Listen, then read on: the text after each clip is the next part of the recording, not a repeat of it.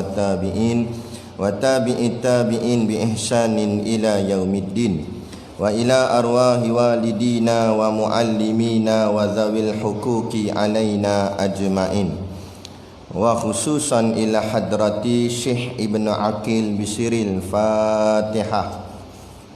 A'udzu billahi minasyaitonir rajim. Bismillahirrahmanirrahim. Alhamdulillahi rabbil alamin. Ar-Rahmanir Rahim. Maliki yaumiddin. Iyyaka na'budu wa iyyaka nasta'in. Ihdinas siratal mustaqim. Siratal ladzina an'amta 'alaihim ghairil maghdubi 'alaihim waladdallin. Bismillahirrahmanirrahim. Alhamdulillahi rabbil alamin. Wassalatu wassalamu ala asyrafil anbiya'i wal mursalin Sayyidina Muhammad wa ala alihi wa sahbihi ajma'in. Subhanaka la ilma lana illa ma 'allamtana innaka antal alimul hakim. Rabbi shrah li sadri wa yassir li amri wahlul 'uqdatam min lisani yafqahu qawli wa la haula wa la quwwata illa billahil aliyil azim. Amma ba'.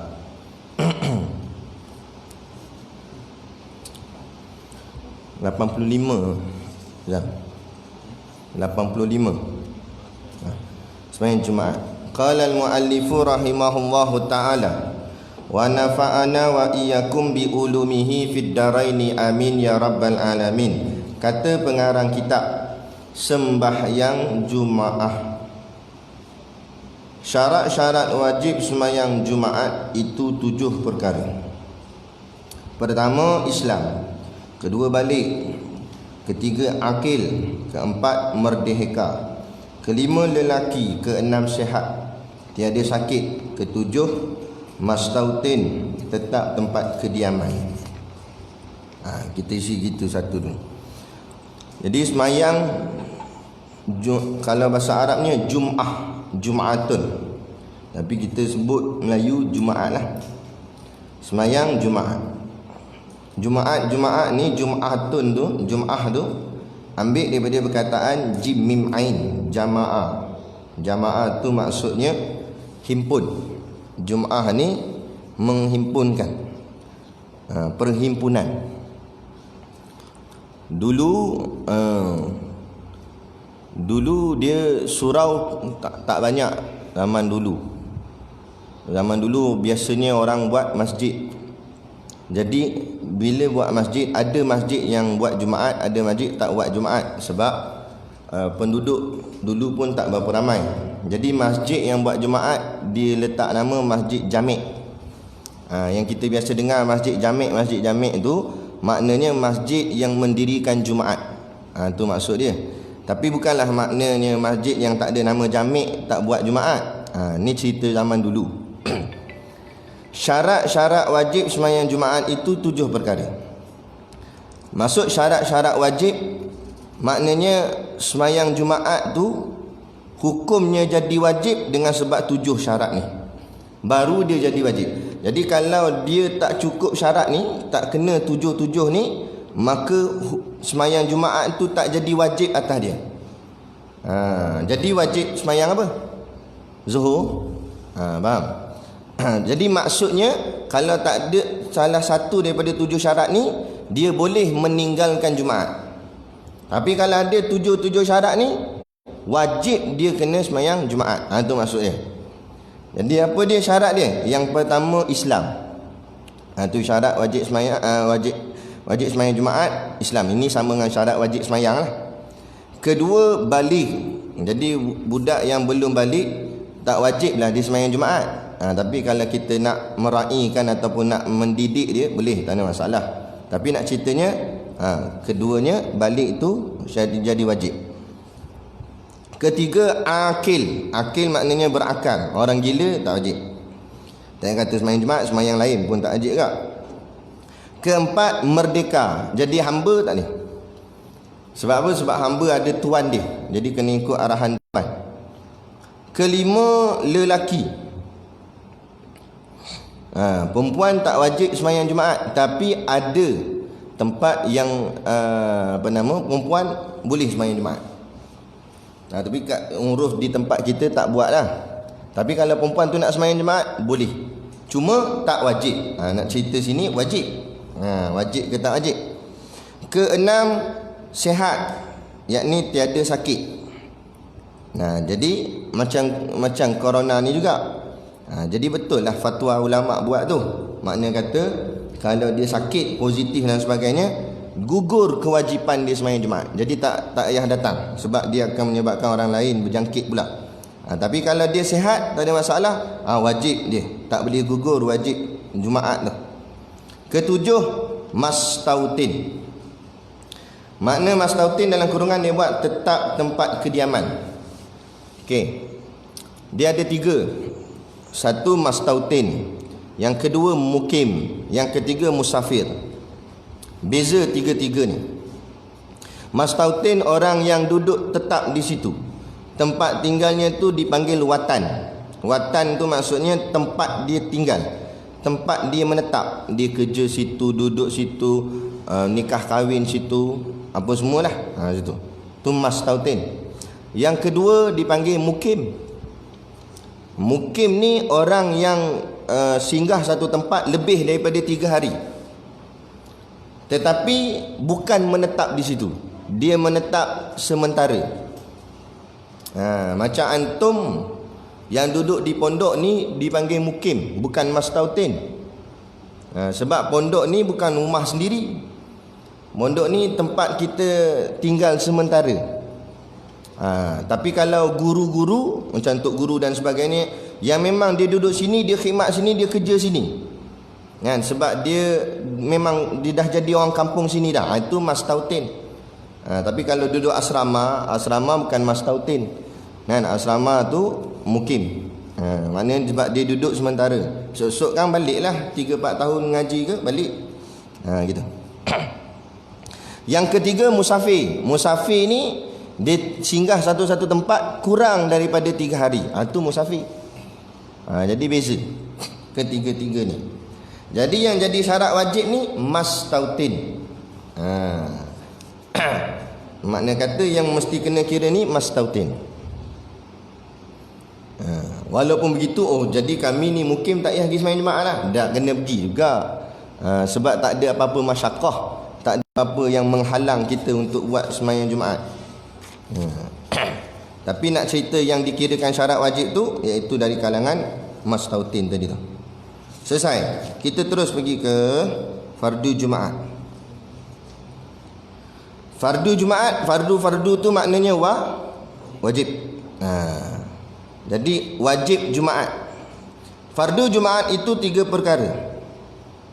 Pertama dan kedua, 2 khutbah.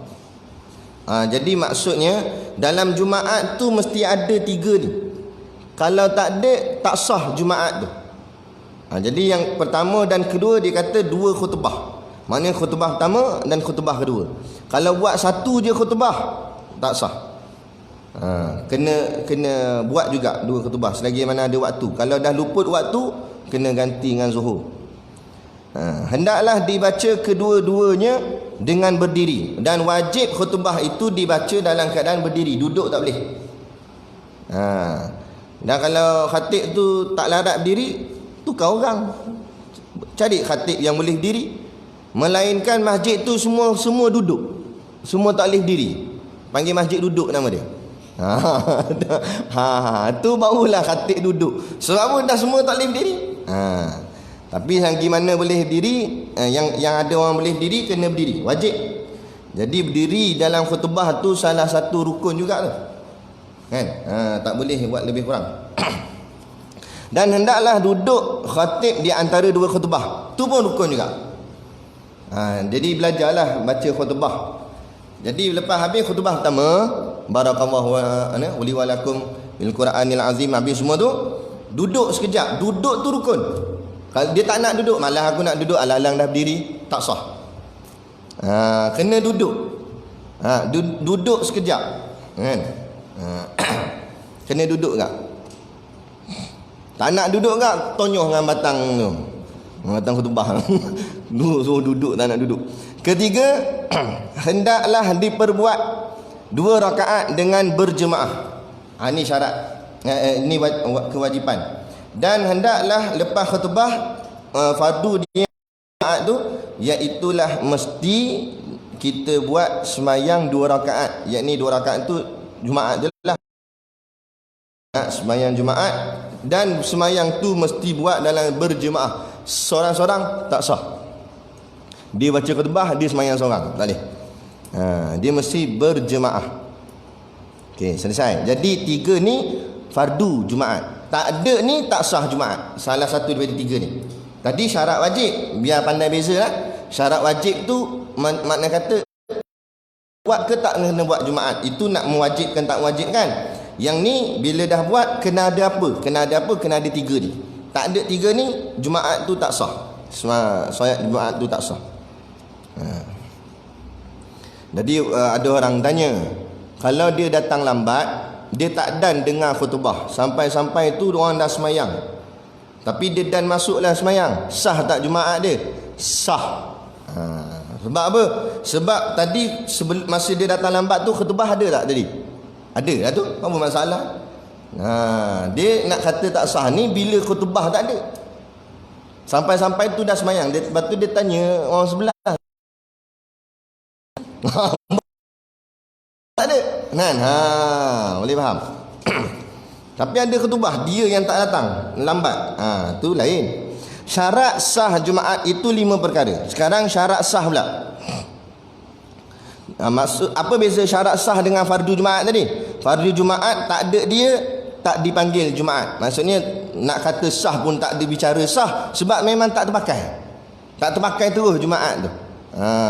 Tetapi yang bila masuk dalam syarat sah ni, dia dah buat, dia tengah buat Jumaat, tiba-tiba dalam tu dia ada buat benda yang membatalkan, barulah dikira tidak sah. Tu apa dia? 5 perkara ni. Pertama, hendaklah didirikan semayang Jumaat itu dalam waktu zuhur.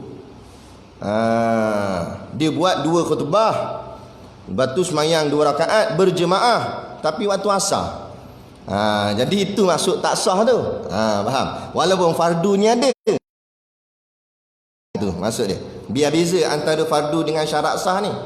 Boleh nak? Jadi mestilah buat dalam waktu zuhur. Sebelum zuhur tak boleh, lepas zuhur pun tak boleh. Lepas tu kalau kita, tempat kita mazhab yang ikut mazhab Imam Syafi'i ni 2 kali azan lah kita dengar. Sebab azan yang pertama tu azan zuhur. Jadi menunjukkan bahawa sudah masuk waktu zuhur. Lepas tu baru kita semayang sunat tu, sunat qabliyah. Kan? Lepas tu baru azan tu nak mengatakan sekarang nak buat Jumaat. Nak mula start khutbah. Perkara ni bid'ah. Tapi bid'ah hasanah.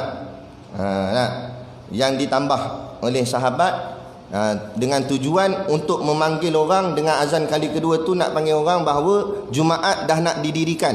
Cepat sikit, jangan lambat. Maksudnya macam tu. Kalau pergi belah Perlis, tak ada azan kedua. Lepas azan zuhur, azan tamu tu, kan, khatib terus naik atas mimbar. Semayang sunat pun tak ada. Wahabi, kan? Baik. Tapi adakah sah Jumaat? Sah, tak payah bergaduh lah. Sebab ni dalam syarat wajib ni kena dah. Kedua, hendaklah didirikan di dalam kawasan tempat kediaman orang yang mendirikan Jumaat. Yang ni dia kalau dalam kitab fiqh yang tebal-tebal, dia hurai panjang sikit. Maksudnya tempat mendirikan solat Jumaat ni dia tak semesti wajib di masjid.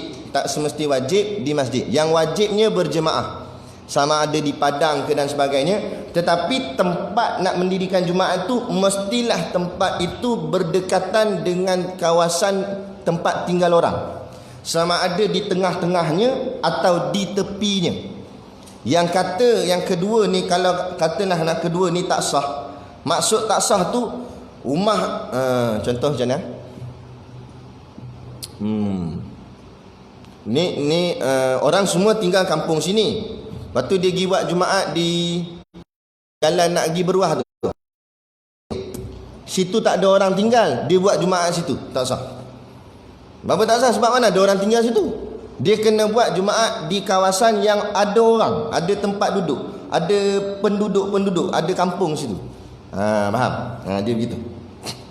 Sebab sekarang ni orang berebut, kadang-kadang kerajaan ke apa, nak buat masjid lawa-lawa. Jadi kalau buat dekat kampung orang tak nampak, jadi dia buat jauh-jauh sikit, belah-belah tempat tak ada orang, kan? Tak boleh. Ataupun contoh dia buat semayang Jumaat di RNR. RNR mana? Di perkampungan. RNR tu tempat orang singgah, mana boleh? Tak. Walaupun dia siap pegang tongkat je. Semangat dia. Duduk kat RNR. Nampak? Tak boleh. Tak boleh. Ketiga, jangan menyertai atau mendahulu akan dia oleh Jumaat yang lain di dalam tempat itu. Di qaryah yang sama ada 2 Jumaat buat. Siapa buat dulu dia sah, siapa buat kemudian tak sah. Sinilah bab ni lah yang dalam kitab pondok. Ni ketiga ni, ini dalam kitab-kitab lama, kitab-kitab pondok. Bila PKP ni kan keluar surat berkeliling dibenarkan surau-surau untuk buat Jumaat. Kebenaran, tapi kena mohon surat dulu daripada Jabatan Agama. Jadi perkara ni ialah budak-budak tahfiz kita apa semua ni, ana bincang dengan Tok Guru. Tok Guru nak mohon ke untuk diri Jumaat di masjid pondok kita sendiri? Tok Guru diam. Tok Guru menor lama, dia kata kalau ikut kitab lama, dia kata tak boleh. Sebab satu qaryah. Jadi bila satu qaryah, kalau masjid sana buat dulu, kita tak sah. Kalau kita buat dulu pula, masjid sana tak sah. Jadi tak payah. Dia kata pergi sana je. Lepas tu yang budak-budak yang tak boleh nak pergi ni, buat zuhur nak buat jan ada. Sebab tak boleh nak pergi. Jadi gitu. Ni syarat ketiga ni, syarat sah Jumaat. Tapi tak tahulah kalau ada pandangan-pandangan moden dan sebagainya. Tapi tok-tok guru pondok diikut kitab pondok lah. Ni kita kitab pondok. Kitab pondok kata syarat sah ketiga, tak boleh 2 Jumaat dalam satu kawasan, satu qaryah. Keempat, hendaklah dengan berjemaah, iaitu 40 orang lelaki yang merdeka, yang mukallaf, yang mastautin.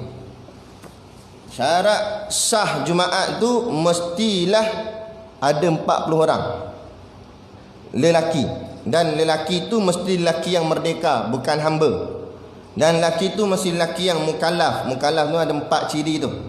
Dan lelaki tu mesti lelaki yang mastautin. Mukim tak boleh, musafir pun tak boleh. Bukan tak boleh semayang, tapi tak boleh dikira dalam 40 tu. Tu maksud dia. Okey, jelas. Tetapi ada tapi dia. Ini adalah qaul mazhab Imam Syafi'i, pendapat dalam mazhab kita. Dalam masalah berapakah bilangan orang solat Jumaat ni, ada 18 kaul. Jadi tak payah gaduh. Ada yang kata 3 orang pun boleh, ada kata 4 pun boleh, ada kata 6 pun boleh, ada kata 12 pun boleh. Maknanya ada 18 pandangan. Salah satu daripada 18 tu kaul yang mengatakan mesti 40 orang. Jadi ini tidak ijma', tidak sepakat, berlaku khilaf di kalangan ulama. Persoalannya kenapa khilaf? Kerana tidak ada nas yang mengatakan wajib 40 orang. Tapi yang Imam Syafi'i ambil 40 orang ni, ada satu hadis cerita tentang ada seorang sahabat Nabi, nama apa dah lupa dah. Seorang sahabat Nabi ni dia suka puji-puji Zurarah, seorang sahabat Nabi ni, sahabat A, nama apa tak ingat. Dia suka puji sahabat B ni. Sahabat B ni nama Zurarah. Dia suka puji. Bila dengar je azan solat Jumaat, dia puji kawan ni, puji. Jadi orang pun tanya, kenapa kamu suka memuji dia bila kamu dengar azan solat Jumaat? Dia kata kerana Zurarah ni lah orang yang pertama-tama mengumpulkan kami untuk buat solat Jumaat. Dialah orang yang diarah Nabi untuk kumpulkan semua orang untuk buat solat Jumaat yang pertama, kali yang pertama. Jadi sahabat ni tanya, waktu tu kamu semua berapa orang? Kam kam antum yauma idzin, berapa ramai masa tu kamu semua? Kata dia arbaun, 40. Jadi daripada hadis yang kata 40 orang itulah dipegang oleh mazhab kita Imam Syafi'i, maka diletakkan sebagai syarat sah Jumaat. Boleh faham? Jadi kalau kita mengaji ke mana-mana ke, kita dengar ada kaul yang kata bukan 40, berlapang dada kerana itu termasuk dalam khilaf. Boleh? Jadi yang kecoh, bila hari tu kan PKP semayang Jumaat 3 orang je, lepas tu dia naikkan sikit jadi 6 orang apa semua, kecoh. Macam mana ni semayang Jumaat 3 orang nak? Kalau bodoh duduk diam. Sebab tu kita baru mengaji 1-2 kitab, jangan cepat melenting. Nampak? Rupanya banyak lagi ada kaul. Jadi cek dulu, tanya dulu dan sebagainya. Ni suka nak melenting. Tu ustaz-ustaz pecebuk tu. Ustaz-ustaz pecebuk. Jadi mengaji tak mau. Kelima, 2 khutbah sebelum daripadanya. Syarat sah Jumaat mestilah ada 2 khutbah sebelum daripada Jumaat tu, sebelum semayang ni mesti ada 2 khutbah. Satu je khutbah tak boleh. Okey, jelas. Jadi itu fardu Jumaat. Seterusnya, boleh lagi kan? Rukun khutbah Jumaat. Rukun khutbah Jumaat. Ni khutbah pula. Bila sebut rukun, maksudnya dalam khutbah tu mesti ada benda ni. Kalau tak ada, khutbah tu tak sah. Bila khutbah tak sah, Jumaat pun tak sah. Itu. Dia apa dia? Rukun khutbah Jumaat itu 5. Pertama, memujikan Allah seperti alhamdulillah atau apa tu? Ahmadullah ke apa tu? Dia tulis apa tu? Ahmadullah. Atau sayugianya mengandungi perkataan puji. Jadi macam-macam lah. Sama ada alhamdulillah, hamdalillah, ahmadullah, asalkan ada perkataan puji situ. Tapi mesti dalam bahasa Arab. Melayu tak boleh. Pegang-pegang kayu mimbar tu. Segala puji bagi Allah. Nampak? Segala apa segala, alhamdulillah. Tengok. Cakap itu. Tak boleh. Kalau dia terjemah selepas tu tak apa. Dia alhamdulillahirabbil alamin. Lepas tu dia terjemah. Segala puji bagi Allah, Tuhan sekalian alam. Itu tak masalah. Janji dia dah sebut dah alhamdulillah tu. Tak semestinya baca ayat Quran. Janji ada alhamdulillah. Alhamdulillah je. Alhamdulillah. Alhamdulillah. Barakallah. Tutup terus. Dah dia tak ingat khutbah. Jadi ada alhamdulillah situ. Tapi kalau dah tak ingat sangat, ambil ayat Fatihah, tak apa dah. Alhamdulillahirabbil alamin. Ar-Rahmanir Rahim. Sampai habis waladdallin. Cuma tak tahu dah. Tapi sah sebab dia baca ayat Quran. Kan? Jadi sah dah. Cuma orang pandang lekeh lah. Apa-apa naik pula ke depan. Tengok ni. Kedua, selawat ke atas Nabi. Kena ada selawat dalam tu. Selepas dah ucap alhamdulillah, ucap selawat. Selawat ke atas Nabi seperti apa tu? Usolli ala Muhammad atau Allahumma salli ala Muhammad. Kalau usolli tu aku berselawat. Allahumma salli ala Muhammad, ya Allah. Ya.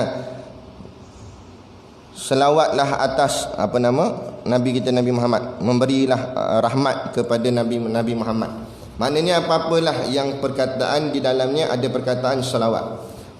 Mudahnya ambil selawat yang biasa je lah. Allahumma salli ala sayyidina Muhammad wa ala ali sayyidina Muhammad. Boleh kan? Asalkan ada selawat. Ketiga, wasiat. Bukan wasiat nak mati tu. Maksud wasiat ni berpesan-pesan dengan takutkan Allah seperti ittaqullah atau ati'ullah. Kan ada kita dengar ittaqullah haqqa tuqatih. Ataupun ati'ullah. Ati'ullah tu fi'il amar. Maknanya taatlah kamu pada Allah. Makna suruh. Jadi dia pesan. Dan pesan ni bukan pada orang je, pesan kepada diri sendiri sekali. Sebab tu bila bahagian terjemahan, saya berpesan kepada diri sendiri dan juga sidang jemaah sekalian. Macam tu. Tu terjemah dia. Keempat, membaca satu ayat daripada Quran padanya. Sekurang-kurang baca ayat Quran. Satu ayat pun tak apa. Baca sama ada di khutbah pertama boleh, di khutbah kedua pun boleh. Salah satu. Atau nak baca dua-dua pun boleh, tak ada masalah. Banyak mana ayat Quran sekali pun tak apa. Tu. Membaca satu ayat daripada Quran dalam khutbah tu. Dah kena baca penuh. Ayat tu kena sempurna ke? Tak, kata ulama, walaupun ayat tu dipotong separuh tetapi memberi makna. Kalau tak memberi makna tak boleh. Maknanya ada makna pada ayat tu. Makna yang lengkap lah. Jangan makna contoh ya ayyuhallazina amanu, gitu je. Tu makna tak lengkap. Wahai orang-orang beriman. Betul? Beriman lepas tu nak apa? Ayat tu tak lengkap. Walaupun ayat tu ayat Quran, tapi tak lengkap makna dia. Dia kena makna dia penuh. Walaupun kita ambil potongan ayat saja. Ayat tu panjang, kita potong sikit, tapi ada makna, boleh. Kelima, doa bagi orang mukmin di dalam khutbah yang kedua. Wajib ni rukun mesti ada doa untuk orang-orang Islam, orang-orang beriman di dalam khutbah yang kedua. Hujung sekali tu. Doa kepada pemimpin tak masuk dalam rukun, kan? Itu adab saja. Tapi doa kepada orang beriman semua sekali, laki perempuan, itu wajib. Kalau dia doa untuk diri dia saja, tak sah khutbah tu. Mesti doa untuk semua orang beriman, baik lelaki baik perempuan. Jadi inilah 5 rukun khutbah. Okey, 5 rukun khutbah. Mudahnya macam inilah. Mudahnya ikut teks. Ikut je teks tu. Cuma kita olah bahagian isi saja. Step pertama ikut je, baca tak apa. Kan ada kertas dia tu kat depan tu. Baca. Alhamdulillahirabbil alamin. Wa bihi nasta'in ala umurid dunya waddin. Baca. Kan? Tapi sebelum nak khutbah tu test dulu baca kat rumah. Kan? Takut terbalik-terbalik lagi. Baru nak ngeja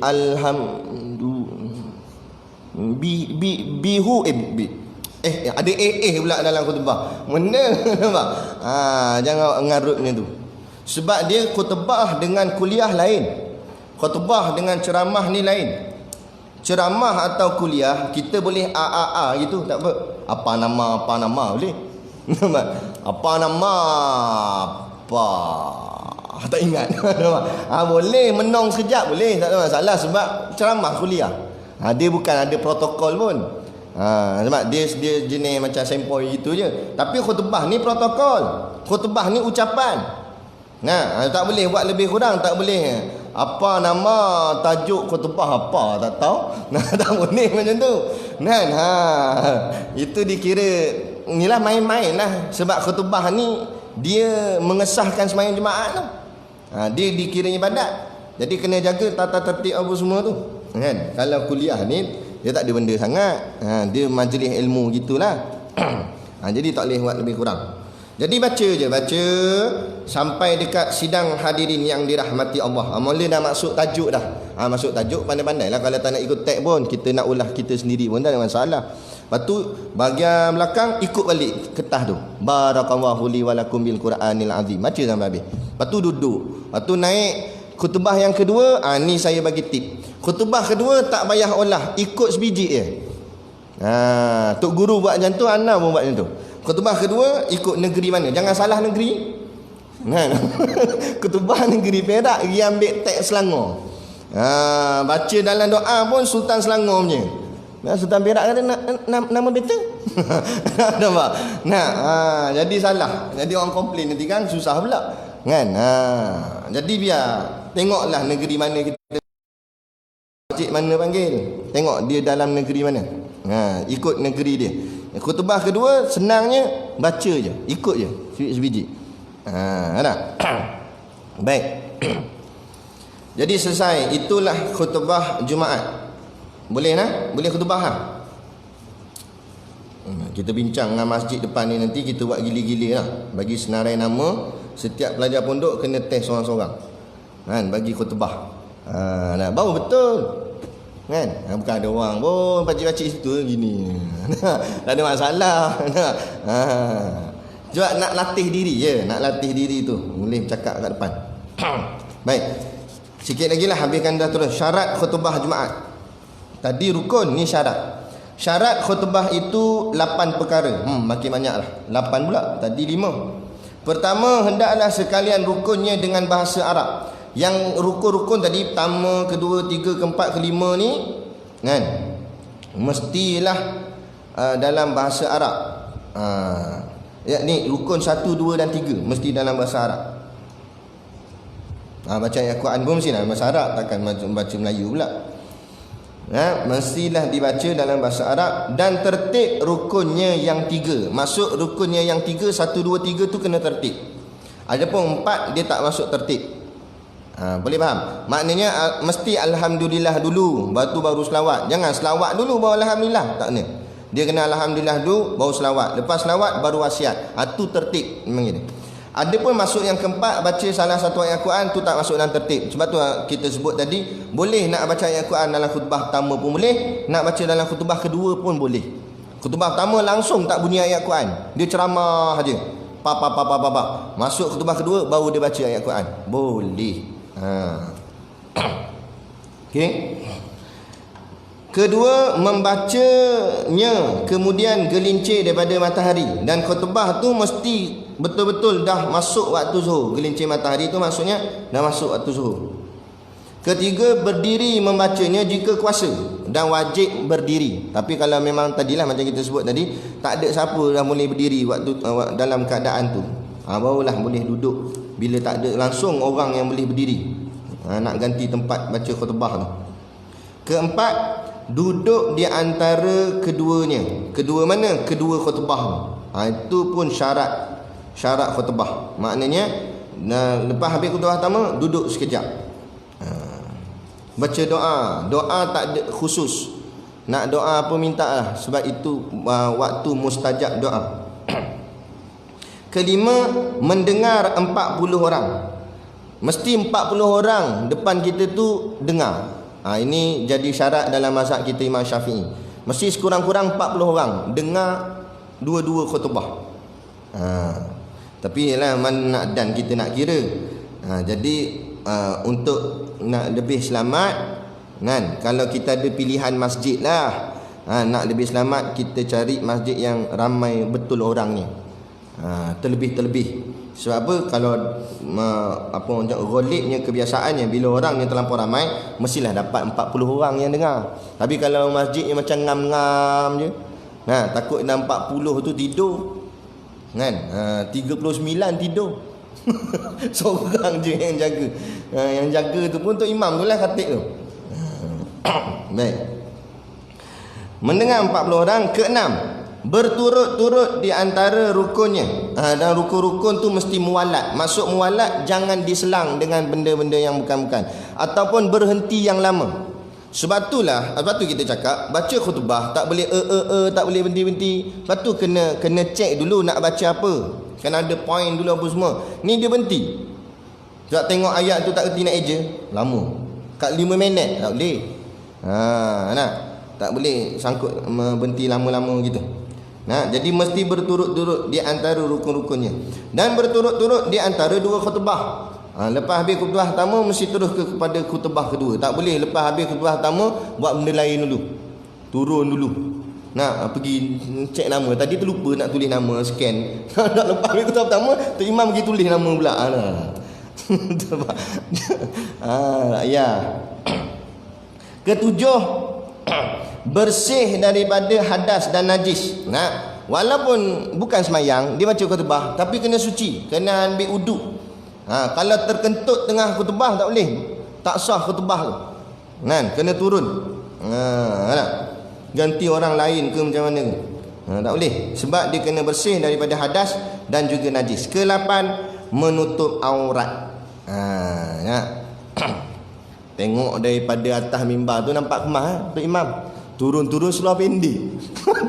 Sebab kayu tak nampak. Nampak turun-turun seluar pendek. Tak boleh. Tengok khutbah bukan main. Kita ni turun-turun seluar pendek kita apa ni. Selesai. Sunat membaca khutbah di atas mimbar atau tempat yang tinggi. Itu sunat dia. Kalau tak ada tempat tinggi, diri lantai sama rata ni pun boleh, sah. Macam khutbah raya, kadang-kadang mimbar macam ni, dia buat biasa gitu je, boleh, tak ada masalah. Tetapi sunat dah kita buat tempat khutbah tu tinggi, kerana mengambil macam mana yang Nabi buat. Nabi berdiri di atas tunggul pohon kurma yang telah mati, Nabi panjat atas dia. Jadi sebab itulah orang buat mimbar ni tinggi. Ambil sunat dia tu. Bukan je khutbah je, sebenarnya cubalah kita buat. Kalau siapa rajin pakai kayu ke apa kan, buat macam stage sikit untuk orang laungkan azan. Sebab dalam kitab sebut sunat orang yang melaung azan tu kedudukannya tinggi sedikit. Kan? Sebab kita nak ambil pahala sunat. Memang benda tu bukanlah mesti mustahab kan, tapi kita nak meraih pahala. Sunat memberi salam kemudian duduk.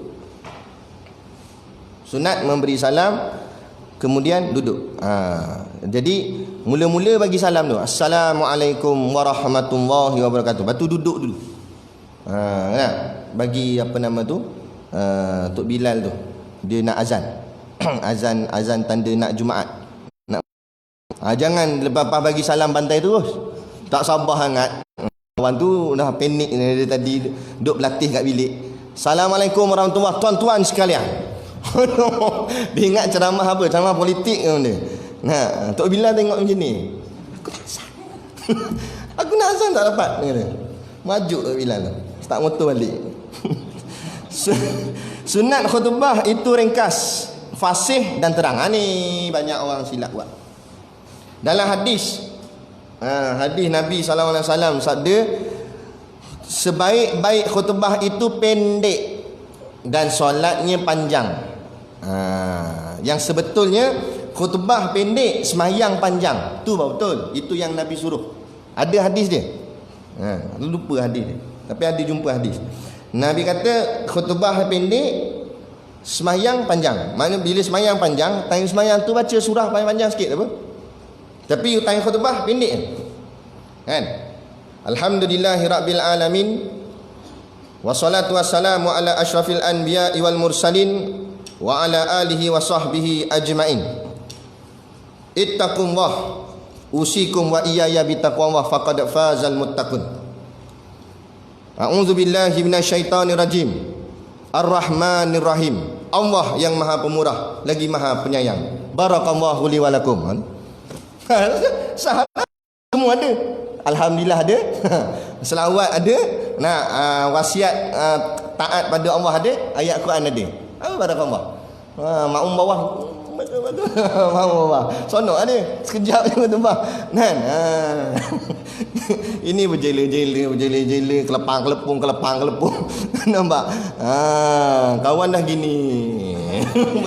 Dah sengit-sengit kepala dah. Tak betul ni. Hadis kata yang paling terbaik ialah pendek khutbahnya tetapi padat dengan isi. Maknanya sebab jangan jadi macam syarah. Khutbah ni direct bagi pointnya, tam gitu je, padat. Ana dulu pun tak tahu juga, kita pun bantai macam ceramah tak. Rupanya bila jumpa hadis tu baru tahu pendek. Lepas ni tu buat pendek 10-15 minit itu habis dah khutbah. Orang kata bagus dia ni. Fasih dan terang. Janganlah dalam lirik lepas tu tak jelas lepas tu.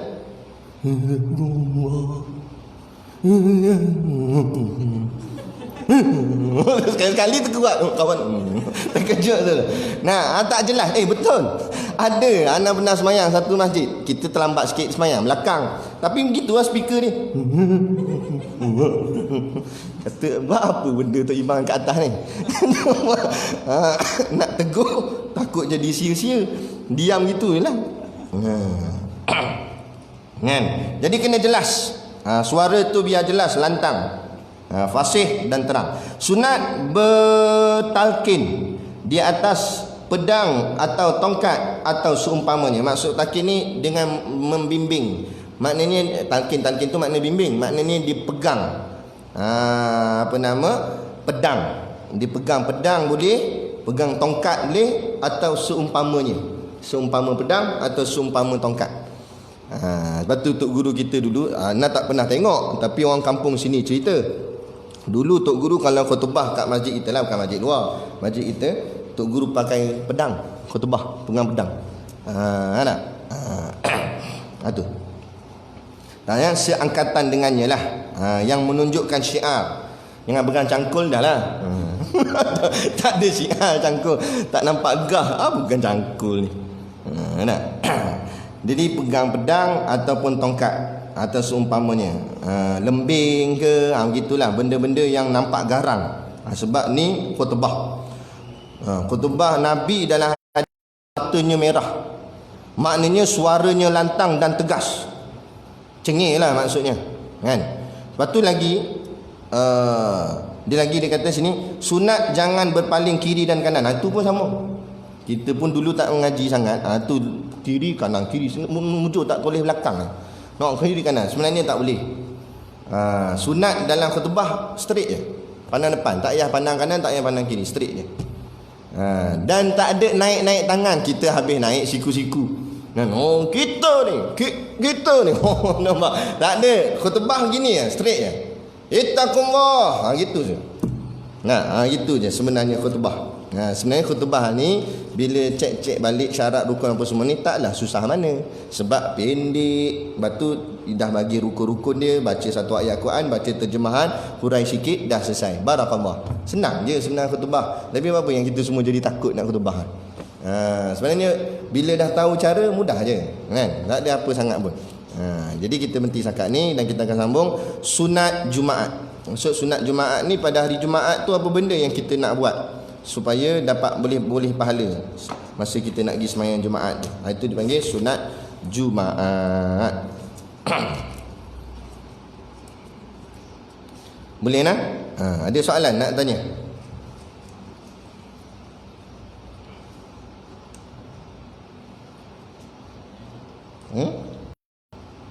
Apa? Covid?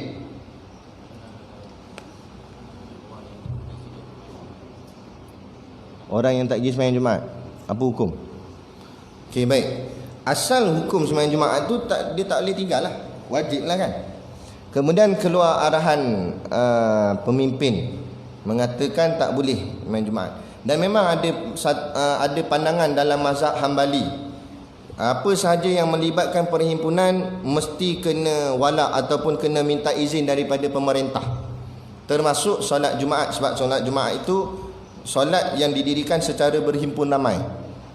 Jadi bila pemerintah kata dalam kaedah fiqh, ya apa nama, yarfa'ul khilaf, macam mana? Al-hakimu, keputusan pemerintah, yarfa'ul khilaf, keputusan pemerintah itu mengangkat khilaf. Bila berlaku pertemuan khilaf, maka yang dipakai ialah keputusan pemerintah tu. Jadi kalau pemerintah kata tak boleh dirikan Jumaat sebab faktor gini untuk mencegah, maka waktu tu tak bolehlah diri solat zuhur. Kemudian bila pemerintah kata sudah dibenarkan solat Jumaat, maka ruksah tadi, kelonggaran tadi sudah terangkat. Asalnya tak boleh dah jadi boleh. Bukan boleh tu maknanya pilihan, tapi boleh tu dah berubah kepada hukum asal. Hukum asalnya wajib, maka jatuh wajib. Jadi tak gugur kewajipan Jumaat pada keadaan sekarang sebab sudah dibenarkan, kan? Melainkan syarat-syarat yang disebut, dia kata warga emas tak boleh, budak kecil tak boleh, yang tu lain lah. Tapi yang tak termasuk dalam syarat tu wajib. Jangan berlonggar-longgar bagi alasan PKP, dia kata. Sedangkan sudah diberi izin. Lainlah masa tu tak diberi izin, sekarang sudah diberi izin, jadi tak ada alasan. Jadi dia tinggal Jumaat tu. Kalau ikut mazhab Maliki, meninggalkan sekali solat yang fardu Jumaat termasuk solat fardu, maka jatuh kafir, boleh dipancung kepala. Mana berat hukum dia. Jangan buat ringan lah benda-benda macam ni. Jadi wajib kita kena pergi Jumaat. Sebab sudah ditarik ruksahnya ataupun halangan maniknya. Sekarang tak ada manik dah, kena buat lah. Kembali kepada hukum asal. Okey. Jawab soalan. Kemudian ada sikit soalan orang tanya, soalan saya, dalam Islam betul ke solat yang paling penting? Dia tanya dalam Islam ni betul ke solat paling penting? Betul? Solat nombor 2 paling penting dalam Islam. Pertama apa dia? 2 kalimah syahadah. Balik pada rukun Islam je. Rukun Islam yang pertama 2 kalimah syahadah. Rukun Islam yang kedua menunaikan solat 5 waktu sehari semalam. Jadi maknanya solat memang amat penting dalam Islam. Bila kamu dah Islam, yang paling penting dalam diri kamu ialah solat. Jadi tak boleh buat longgar-longgar. Macam kita sebut tadilah, pendapat mazhab Maliki nak boleh dijatuhkan kafir bagi orang yang celah-celah atau sengaja meninggalkan solat, kan? Buat main-main. Tapi perhalus sikit je mazhab kita Syafi'i ni, kata tak jadi kafir lagi sekiranya dia yakin solat tu wajib, cuma dia yang malas. Bila dia malas, hukumnya fasik. Tapi jangan buat relax lah. Dia kata nasib baik fasik je, dia kata. Fasik pun teruk dah, duduk dalam neraka kena bakar. 1000 tahun kena duduk dalam neraka, kan? Jadi makna kata bila fasik masih lagi ada iman, jadi dia dikeluarkan daripada masuk dalam syurga. Dia kata tak apalah Ustaz, keluar juga memang mau keluar, tapi rentung dah mau nak keluar. Nampak? Tinggal tulang gitu keluar, kan? Dah teruk dah kena, kan? Kita kalau boleh tak nak kena langsung, kalau boleh. Jadi qada lah, mana pernah tertinggal dulu atau sengaja tinggal, qada. Kalau tak ingat berapa, buat je berapa banyak yang mampu, kan? Buat je lepas subuh qada subuh, lepas zuhur qada zuhur, lepas asar qada asar, buat berapitan gitu. Buat jadi biasa. Tetapi kalau nak buat, seeloknya buat di rumah lah atau di bilik. Jangan dibuat di masjid, kerana khawatir takut orang ingat itu semayang biasa. Jadi orang nak semayang belakang dia. Sedangkan solat qada ni tak boleh buat jemaah. Tapi kalau kita tengah buat qada kat masjid pun ada orang masuk semayang belakang, teruskan je semayang. Tak payah pusing belakang kata qada ni, dia kata. Tak payah, kan? Kawan tu pun jawab, iya ke? Saya pun qada juga. Jadi tak payah. Sebaiknya lah, boleh kan nak buat. Kalau tak ada masalah, tak ada fitnah, boleh buat. Tapi takut fitnah, tak, inilah memadai, lebih baik buat di rumah. Jadi solat amat penting. Kata yang paling yang selalu anda dengar daripada mulut Tok Guru lah, Tok Guru selalulah dia kata begini. Dia kata solat ni macam bakul. Kalau solat tu elok, maka segala amalan masuk dalam bakul tu pun elok. Maknanya zikir, baca Quran, tolong orang, derma, tak kira lah kebaikan-kebaikan kita buat, disimpan elok dalam bakul tu. Sebab solat tu macam bakul. Tapi kalau solat kita buat lebih kurang, umpama bakul yang bocor, kata Tok Guru, bakul bocor. Jadi bila bakul bocor, bubuhlah benda-benda baik kita buat, semua jatuh bawah, jatuh bawah, jatuh bawah. Jadi bila jatuh bawah, kita nak tunjuk apa depan Allah nanti, kan? Yalah, kita ni nakal-nakal jahat-jahat, kita pun ada benda baik kita buat, tapi semayang tak jaga, baik tu langsung tak dikira oleh Allah, satu pun tak ni. Sumpama macam tak ada baik langsung. Jadi itulah pentingnya solat. Jadi jaga solat. Makna kata busuk-busuk kita pun, jahat-jahat kita pun, nakal-nakal kita pun, bila kita ada solat, sekurang-kurang benda baik-baik sikit kita buat, ada juga nilainya di situ, ada juga disimpan di situ. Ada. Jadi buatlah.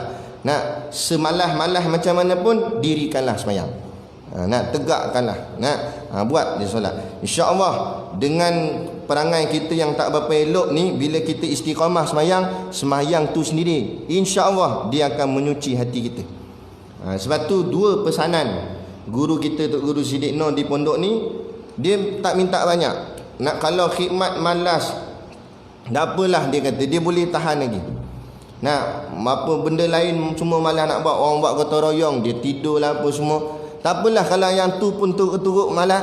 Tapi paling tidak dua ni jangan tinggal, kata Tok Guru, yakni solat berjemaah di masjid, dan juga yang keduanya kuliah, hadir kuliah.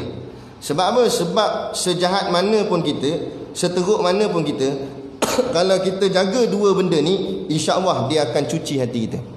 Solat dia akan bentuk diri kita. dan kuliah akan menyentuh hati kita. Tak banyak pun sikit. Mestilah kalam mutiara kata-kata guru kita, Tok Guru Siddiq Noh, mesti akan menjentik hati tu walaupun tak banyak. Nak kita dengar mesti ada sikit terkesan sebab dia ulama, bukan orang biasa. Jadi bila dia cakap tu mesti ada terkesan dalam hati, kalau tak banyak pun sikit. Jadi kalau kita selalu dengar umpama macam hati kita ni kerah macam batu, tapi kalau dititik air yang lembut berkali-kali di tempat yang sama, lama-lama batu yang keras pun akan berlekuk jua. Gitu kan. Hati kita mungkin kerah, tapi Tok Guru basuh selalu pam. Sebab tu kita tengok batu sungai cantik je bulat dia. Sebab apa? Sebab selalu dialir air atas dia. Bila banding batu luar ni tajam-tajam. Nampak? Sebab apa? Sebab ni mana ada air kering. Kan? Jadi batu yang selalu dicurahkan air, begitu juga hati yang selalu dicurahkan air rahmat, air kasih sayang daripada seorang guru dan sebagainya, insya-Allah hatinya akan bulat elok. Hatinya akan jadi hati orang yang soleh. Kita ginilah, dia ada 3 makam. Alim, warak, soleh. Kalau kita tak boleh jadi orang alim, alim ni maknanya orang berilmu, pandai. Kan? Boleh baca kitab ni, boleh itu, boleh ni, syarah ni, hadis ni dia hafal ayat. Kalau tak boleh jadi alim, duk tang warak. Kalau tak boleh jadi alim, warak macam mana pula? Kuat ibadat, jaga makanan. Tanya dia ilmu, yang ni anda tak berapa faham, anda pun tak reti juga. Tapi bahagian amal dia buat sungguh. Dia jaga semayang pun, menambah-nambah solat sunatnya, puasa sunatnya, bahagian warak. Tak boleh bahagian warak, paling 3 lah, iaitu soleh. Soleh ni alim pun tidak, dia tak pandai. Warak pun tidak, tak adalah semayang banyak sangat, tapi dia jaga yang wajib. Solat fardu tak pernah tinggal. Kan? Lepas tu dia jaga hubungan hablum minallah, hablum minannas. Jaga hubungan dengan Allah, jaga hubungan sama manusia. Cakap baik-baik apa semua, berperangai elok, akhlak yang mulia. InsyaAllah jadi orang yang soleh. Orang soleh dah cukup syarat boleh masuk syurga dah. Tapi kalau yang soleh ni tak ada dah bawah ni. Itu semua memang dah masuk geng jahat dah. Kan? Jadi paling tidak kita duduk makam soleh. Ada? Boleh? Jadi cukup sekadar tu pada tengah hari ini. Moga-moga memberi manfaat kepada kita bersama. Kita mempraktikalkannya segala ilmu yang kita belajar ni dalam kehidupan kita, insya-Allah. Jadi cukup sekadar tu, wabillahi taufiq wal hidayah. Assalamualaikum warahmatullahi wabarakatuh. A'udzubillahi minasyaitonirrajim. Bismillahirrahmanirrahim. Alhamdulillahirabbil alamin, wassalatu wassalamu ala asyrafil anbiya'i wal mursalin Sayyidina Muhammad wa ala alihi wa sahbihi ajma'in. Allahumma taqabbal minna salatana wa du'aana innaka antas samiul alim wa tub alaina innaka antat tawwabur rahim. Allahumma ja'al dinana dinan nabi Muhammadin sallallahu alaihi wasallam wa islamana islamal muslimin wa imanana imanal mu'minin wa salatana salatal khashiin wa a'malana a'malas salihin wa niyatana niyatal mukhlisin wa dhunubana ya Allah dhunubal mustaghfirin wa hayatana hayatal ulama wa mautana bimautis syuhada wa adkhilnal jannata ma'al anbiya'i alaihimus salatu wassalam. Rabbana atina fid dunya hasanah wa fil akhirati hasanah wa qina adzaban nar wa qina adzaban nar wa qina adzaban nar. Wassallallahu ala khairi khalqihi sayyidina Muhammad wa ala alihi wa sahbihi wasallam. Subhana rabbika rabbil izzati amma yasifun, salamun alal mursalin walhamdulillahi rabbil amin ya rabbal alamin. Taqabbalallahu minna wa minkum. Takbir.